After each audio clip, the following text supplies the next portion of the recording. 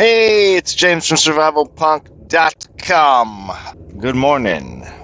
It is 9:17. Not my typical 3:20ish arrival time. Today we're going to talk about how cold is relative. Exposure is a very personal thing, besides there being actual tissue damage, right? Your body getting cold and starting to have frostbite and hypothermia. A lot of that is kind of set-ish. However, exposure is a very personal thing. Me and my wife's vastly different experiences with cold and heat made me think about this show topic today. How technically your spouse may not be suffering tissue damage and dying, but if you can avoid hours of agonizing misery, that's a small price to pay for being prepared. Before we get into all that, though, let's take a listen to our morning theme music.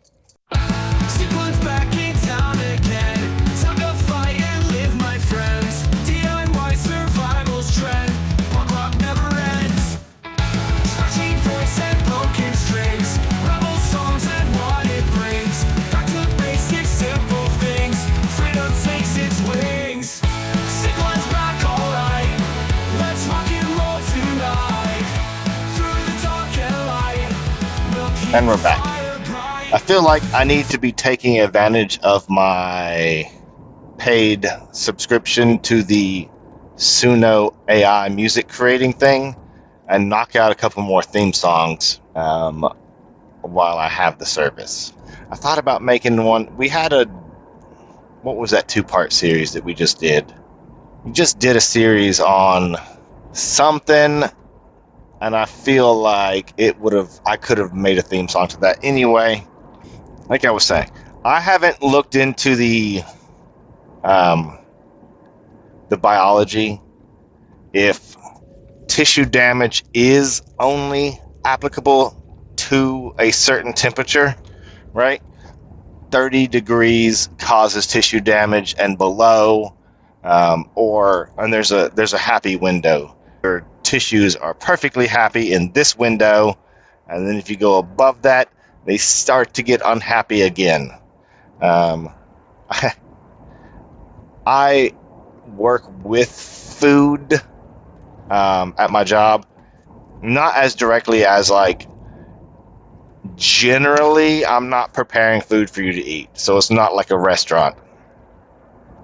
But I have to have a food certification for my position. I can't remember what it is. It's some kind of generic the food safe certification. And I have to retake a test every 4 years. Anyway, as part of it, for food, there's a happy window. I want to say, and I think I need to redo my certification soon. I want to say it's below 42 is fine, and as you get above 42 for storing cold sensitive items, you start to lose days of shelf life. It's like every hour above 42 you lose a day or something, to the point where it becomes garbage. I want to say 5 hours above 42, it's toast. Bacteria has started to grow. It's too far gone. You got to get rid of it. The other side is, too, you can't hold things between, and if you have a more current food safe certification, you probably remember these numbers better than I do.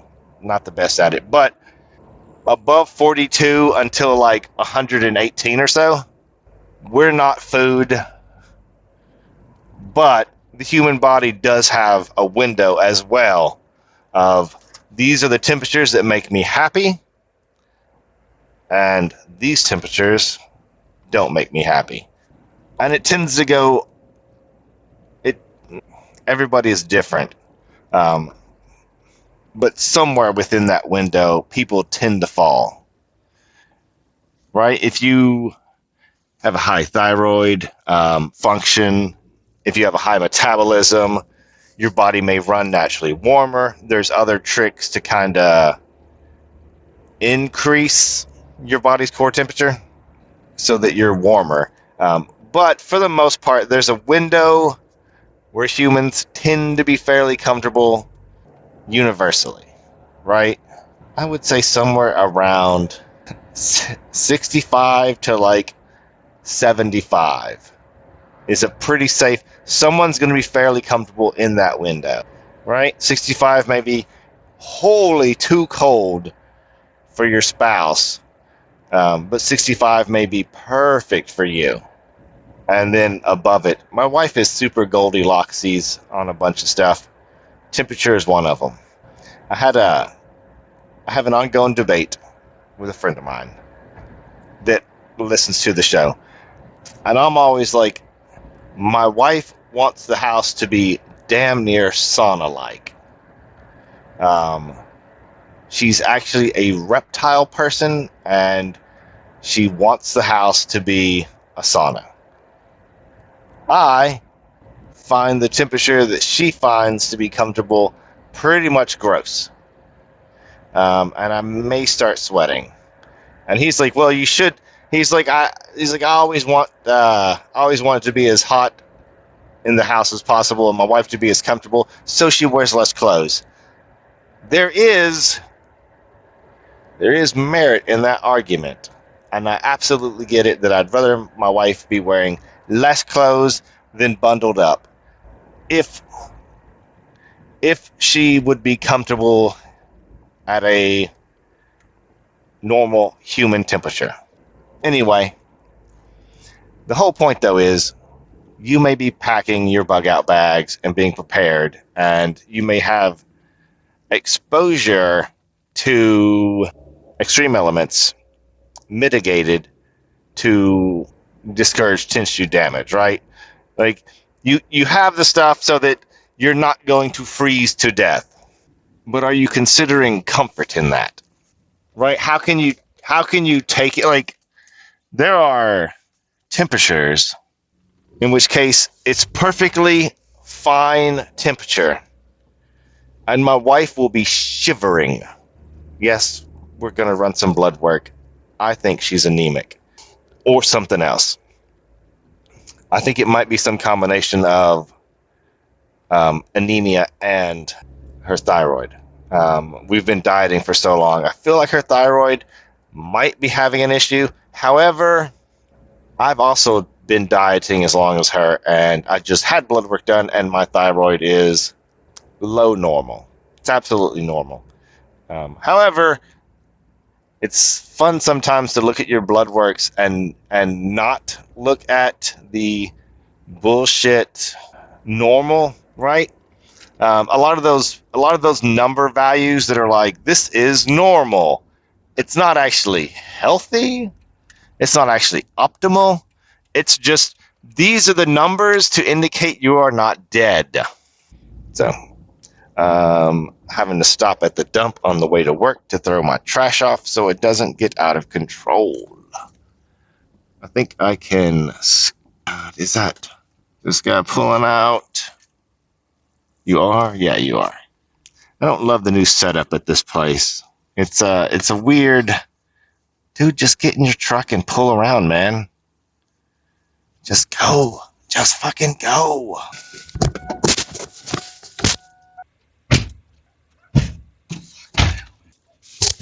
right, and we're back. So the big thing that I mean by this is you have a bug out bag packed for your wife. You, of course, change these things out seasonally. Wintertime, maybe a much bigger bag. You may have to swap out your shelter system with a bigger, beefier shelter system for the cold months. Your summertime one, you might want to have more socks. If you're sweating and you have gross wet socks, that's an issue. But for your cold weather bag, you need to plan, like, how far can you go? Like, what's gonna be able to have you, if you get stuck on the side of the road and you weren't dressed appropriately enough? Are you prepared to be warm? Car breakdown, snowstorm, you're stuck in the car for a few days, can't run the car the entire time. Are you able? Can you stay warm and alive for all that time? Like, and to not be miserable while we're there, right? Do we want to prepare to survive, or do we want to prepare to thrive? I can tell you, if my wife was stuck in 20-degree weather, exceptionally freezing, without, she's just gonna be miserable. So what can we do, right? Um, Honestly, I feel like the battery powered electric heating garments are such a game changer.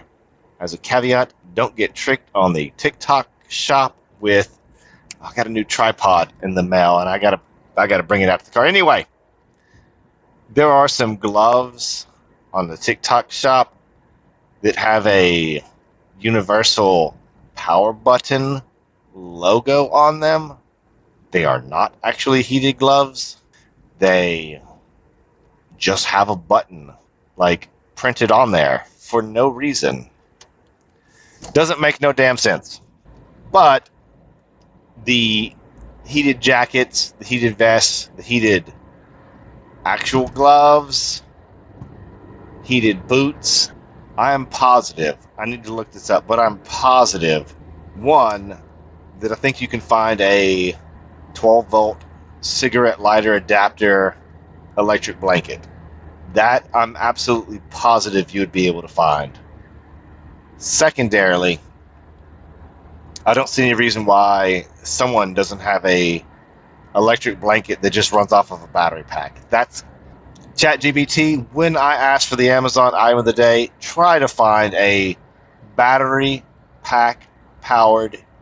That would be a fantastic thing to add to the car, especially if it had like dual power, right? Where you could plug it into the cigarette lighter adapter, or you can just run it off of a battery pack.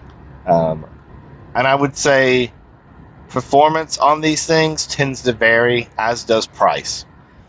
You can spend a lot of money and get a very like top of the line great product, full suit, right? And just whole body top. I think you're better off though, kind of maximizing a certain areas. Like a jacket probably is good enough. Having gloves by themselves generally tend to do well enough. I feel like heated headwear. My electric jacket has a hood on it, and the hood gets warm, so I haven't had to use mine in a while. The main issue I was having with just freezing constantly, it's resolved itself, so I haven't had to use it in a while. And winter's almost over, so hopefully I'm packing that thing up. Having extra base layers packed in your bug out bag is another good one. Extra socks I mentioned on. I feel like maybe, are there electric socks? Electric socks might be another one that makes a big difference. There's a lot of times where I'll be fine, my whole body will be fine, but I will have cold toes. Just crazy, like painfully cold toes. So those. Another thing, hot hands are cheap, so not a bad idea to keep some of those on hand. They have rechargeable hot hands, so that's another. Also to mention, make sure you have enough battery packs for your electric clothing and you're charging them. Not gonna do any good if it's dead, right? And they tend to actually do really well with the batteries. Surprisingly so, to be honest. Where I would, in my mind, having a jacket that gets hot at the press of a button should just eat a battery, right? Space heater, massive power draw, but electric blankets, very low heating draw. So that's something to kick around. A couple more interesting products. I have seen and there's maybe I can find this and link to it as well, just to talk about it. There's a product, and I think it does both. It's like a bracelet. It's like a bracelet, and it has a heating and cooling unit that sits like over the veins in your forearm, and it gets warm or possibly cold, or that's a trick that I read about for something that you can do. But the theory is that you're warming. It's a very close to the surface area, right? Everyone can see the veins right there in their wrist. So if you're warming the blood as it's traveling through your body, it's going to carry that warmth throughout your whole body. That's one idea. To briefly reiterate, and maybe I should do an episode on the 4 C's: convection, conduction, and the other two. The 2 ways that heat is transferred through us. So, contact. If you come in contact with a cold surface, it will start to steal the heat out of you. Convection is circulating, so the air that's circulating around you, and airflow. But there's 2 other ones. So, conduction, convection, radiation, and advocation, transport by fluid. I don't know that one. That's not how Ron Hood described it in his video series. Radiant heat, obviously, we all know from a lot of. If it's not a forced air heater, it's a radiant heater. Like a campfire tends to be a radiant heater. It radiates heat out. And I guess radiation is like when you microwave shit and your particles get excited. I feel like Ron Hood covered something else. I need to do a deep dive into it. Anyway, to talk about the flip side, we've talked about cold and keeping your spouse happy. Electric garments, layers. But there's a flip side too, where it's like my body will start sweating at a lower temperature than my wife's will. Whereas she will be comfortable in the house. And this is going back to the why don't I just let the house be the temperature my wife wants it to be? Because I would be sitting in shorts and I would have sweat starting to glisten.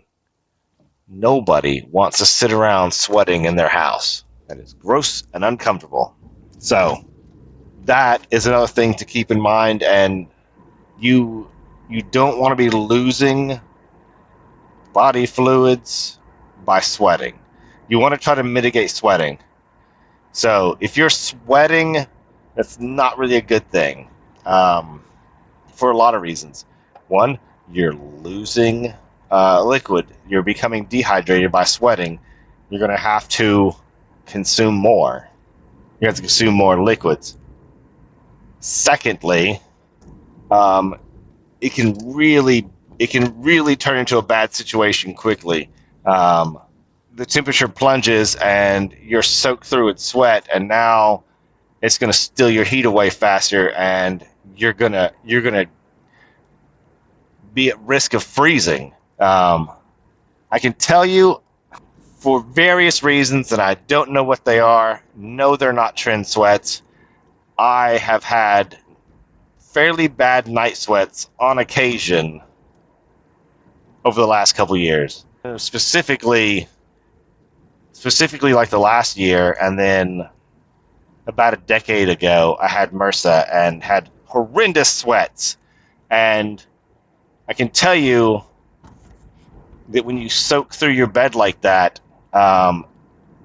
you'll then start to freeze. Like it's just your bedding is no longer warm, and now you're freezing. So you have to swap your bedding. So really, on the opposite end of the spectrum, you need to be focused on not letting yourself sweat, or have a plan in place. Right? If it's hot outside, sweating is a method to cool yourself.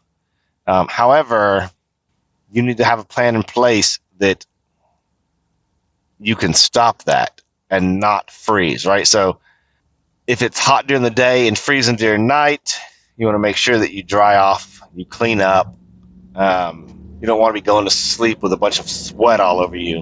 And then have a nice dry change of clothes. So, those are my thoughts on temperature being temperature being relative per everybody.